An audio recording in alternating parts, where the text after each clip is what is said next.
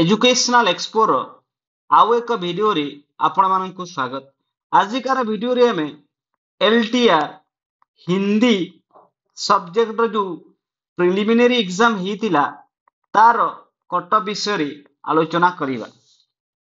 एठी आपण माने देखि पारुथिबे एई जो इमेज टी रहुची एहा एलटीआर जो एडवर्टाइजमेंट रे जो थिला जो प्रिलिम एग्जाम को नेकी रूल टी एठी कोन लेखा हिची ना based on marks obtained in preliminary examination approximately 5 times the number of candidates will be shortlisted post wise and category wise for appearing in main written examination कोन लेखा हिची ना post wise भी 5 गुना पिला selection हेबे ता सहित कोन लेखा हिची ना कैटेगरी वाइज भी 5 टाइम्स पिला ना कोन सिलेक्शन हेबे निया जीवो। तो जेतेबेले रूल टी आसुची जेतेले आसीथिला सही समय रे ओनली आपनकर जो चारटी जो मेन सब्जेक्ट देमिति की पीसीएम सीबीजेड तापर आपनकर आर्ट्स ओडिया एई जो चारटी कैटेगरी सब्जेक्ट रहिला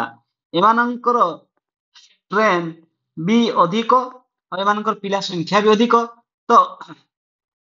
जेहेतु एति पिला थिले तो एठी category wise and post wise भी माने सिलेक्शन हेले भी मध्ये पिला बाहरी जिवे पिला थिबे। किंतु जेतेबेले हमें हिंदी कथा कहूची जेतेबेले हमें हिंदी कथा कहूची ना हिंदी रे आपणकर पोस्ट वाइज आपणकर 5 टाइम्स पिला आसी जिवे। किंतु जेतेबेले हमें कैटेगरी वाइज कथा बा आपणकर कोन हबो ना 5 टाइम्स पिला आपणकर बाहरीबे नाही।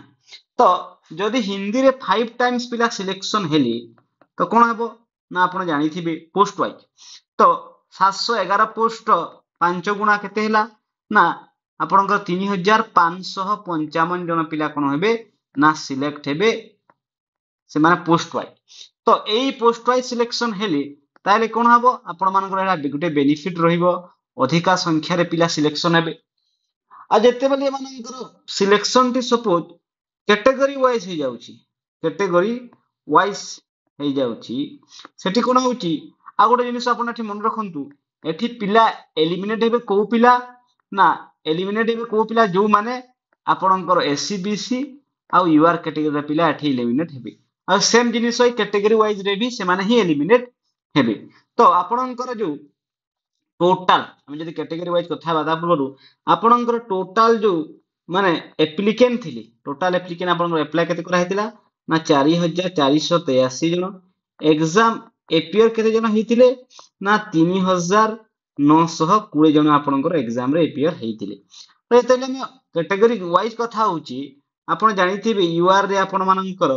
356 टी पोस्ट थिला सही पुरी एससी बीसी रे आपण मानकर 80 टी पोस्ट थिला एससी रे 115 टी पोस्ट अछि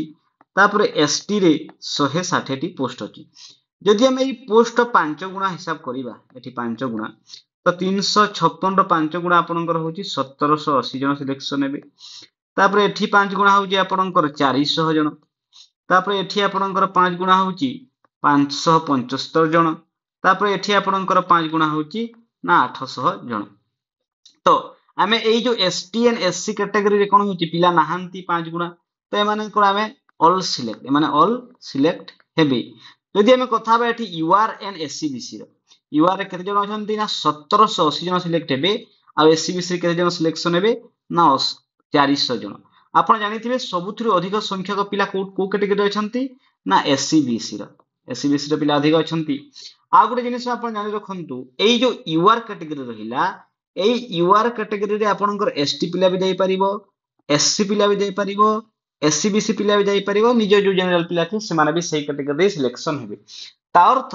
यूआर कैटेगरी प्लस ऑल बाकी जो कैटेगरी रहिले से माने समस्त यूआर कैटेगरी रे सिलेक्शन हेई परिबे। ताले यूआर 1780 जन ता पूरा फिलअप हबो ता सहित जो एससी बीसी रो जेहेतु पिला एससी बीसी रो अधिक एससी बीसी रो भी 400 जो पोस्ट रहिला जो सिलेक्शन भी 400 पिला ताहा भी सिलेक्शन हेबे। किंतु जो एससी और एसटी रो रहिला एठी आपणकर पिला जेहेतु पिला नाहांती ताहेले एमानकर 5 गुडा पिला नाहांती तो एमानकर ऑल सिलेक्ट। तापर जदि हम देखिबा एठी कट ऑफ कथा जदि हम एनालिसिस करिबा ताहेले मु गोटे पोल भी करिथिली पोल रे आपणकर जो 50+ % पिला कहते ना आम 40+ मार्क रखुचु तथापि आम गोटे प्रेडिक्शन करवा कारण जो सेठी जो भोट कराऊँच पिलामानकर जेन्युइननेस उपरे माने आम क्वेश्चन भी करि परिबा को पिला भोट करूछि हमकु ताहा एक्साक्ट इन्फॉर्मेशन नाही तो मैं यदि आपन कट ऑफ कहिबी आपणकर जो कट ऑफ जो यूआर रे जो जीव ताहा 36 रु 39 मार्क आपणकर कट ऑफ जो कोठी ना यूआर रे एंड एससीबीसी रे भी सेमिति आपणकर 2-3 मार्क कम रहिबो तार एससीबीसी रे आपणकर 33 रु 36 मार्क आपणकर एससीबीसी कट ऑफ जीवो